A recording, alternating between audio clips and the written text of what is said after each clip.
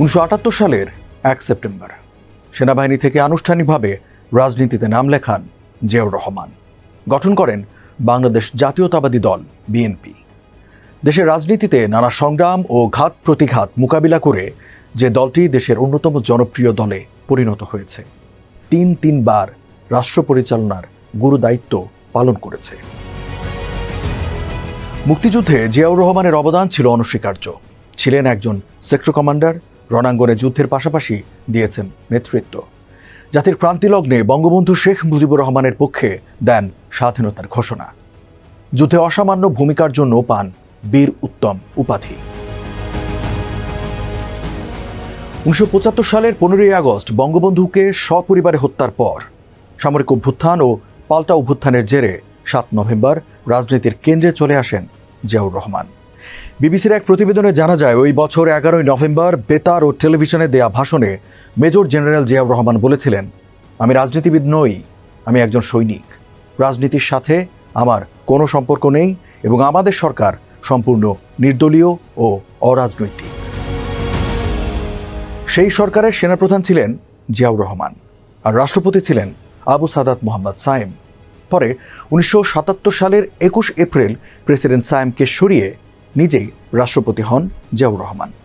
তিনি তখনও ছিলেন একজন সামরিক শাসক। জনগণের সমর্থন তার সাথে কতটুকু আছে তা জানতে 1977 সালে হ্যাঁ না ভোটের আয়োজন করেন তিনি।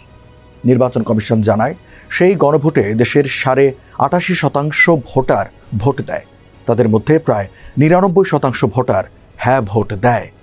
এই গণভোটের মাধ্যমে রাজনৈতিক বৈধতার ছাড়পত্র পান জিয়াউর রহমান। এরপর আর থেমে থাকেননি জিয়াউর রহমান। উন্নয়ন ও অর্থনৈতিক প্রবৃদ্ধির ওপর জোর দিয়ে 1977 সালের 22 মে আধুনিক বাংলাদেশ গড়ার প্রত্যয়ে ঘোষণা করেন 19 দফা কর্মসূচি। আর সেগুলো বাস্তবায়নে 1978 সালের ফেব্রুয়ারি মাসে জাতীয়তাবাদী গণতান্ত্রিক দল বা জাক দল নামে নতুন একটি রাজনৈতিক দল তৈরির ঘোষণা দেন জিয়া। তিনি নিজে থাকেন এর নেপথ্যে। 1978 সালের 1 মে জিয়াকে চেয়ারম্যান করে আনুষ্ঠানিকভাবে জাতীয়তাবাদী ফ্রন্ট ঘোষণা করা হয়। সেনাপ্রধান থেকে এভাবেই পুরোদস্তুর রাজনীতিবিদ বনে যান জিয়াউর রহমান। 1978 সালের 28 এপ্রিল রাষ্ট্রপতি নির্বাচনের শিডিউল ঘোষণা করা হয়। জুন মাসে অনুষ্ঠিত সেই নির্বাচনে জিয়াউর রহমান 76.33% ভোট পেয়ে রাষ্ট্রপতি নির্বাচিত হন। জাতীয়তাবাদী ফ্রন্ট ছিল বিভিন্ন রাজনৈতিক দল ও গ্রুপের একটা প্ল্যাটফর্ম। তাদের একতার একটাই ভিত্তি ছিল, তারা সবাই ছিলেন আওয়ামী লীগের বিরুদ্ধে একাট্টা। নানান মত ও পথের ফ্রন্ট নিয়ে জিয়াউর রহমান স্বস্তিতে ছিলেন না। তিনি একমনা লোকদের নিয়ে আলাদা দল তৈরির সিদ্ধান্ত নেন। দল তৈরির জন্য যাদের সাথে নিয়মিত যোগাযোগ করা হচ্ছিল তাদের অন্যতম ছিলেন তানভীর আহমেদ সিদ্দিকী। তিনি দলের নাম জাস্টিস পার্টি রাখার প্রস্তাব করেন। নামটি কিছুটা পানসে হওয়ায় সেটি গ্রহণযোগ্য হয়নি। দলের নামের সাথে জাতীয়তাবাদী থাকাটা জরুরি ছিল। শেষমেশ স্থির হয় দলের নাম হবে বাংলাদেশ জাতীয়তাবাদী দল। জিয়াউর রহমান নিজেই দলের নামকরণ করেছিলেন। 1 সেপ্টেম্বর ঢাকার রমনা রেস্তোরাঁয় আয়োজিত সংবাদ সম্মেলনে জিয়াউর রহমান বিএনপির প্রধান হিসাবে দলের নাম, গঠনতন্ত্র ও কর্মসূচি ঘোষণা করেন, যার মাধ্যমে আনুষ্ঠানিক যাত্রা শুরু করে বিএনপি। বিএনপির গঠনতন্ত্র তৈরির প্রক্রিয়ার সাথে সরাসরি যুক্ত ছিলেন 9 জন। 1981 সালে জিয়াউর রহমানের হত্যাকাণ্ডের পর নেতৃত্বশূন্য হয়ে পড়ে বিএনপি। দল রক্ষায় 1983 সালের 21 ফেব্রুয়ারি ঘর ছেড়ে রাজনীতির ময়দানে নামেন জিয়াউর রহমানের স্ত্রী খালেদা জিয়া। কণ্টকাকীর্ণ রাজনীতির এই পথ চলায় খালেদা জিয়া নিজেকে আপোষহীন নেত্রী হিসেবে প্রতিষ্ঠিত করেন। 1986 সালে এরশাদের অধীনে নির্বাচনে অংশ না নেওয়া, 90 এর স্বৈরাচার বিরোধী আন্দোলন, দেশের প্রত্যেকটি অঞ্চলে সাধারণ মানুষের সঙ্গে যোগাযোগ এবং রাজনৈতিক কর্মসূচিতে অংশ নিয়ে মানুষকে সম্পৃক্ত করার পরীক্ষায় উতরে যান খালেদা জিয়া। 1991 সালে ক্ষমতায় আসে বিএনপি।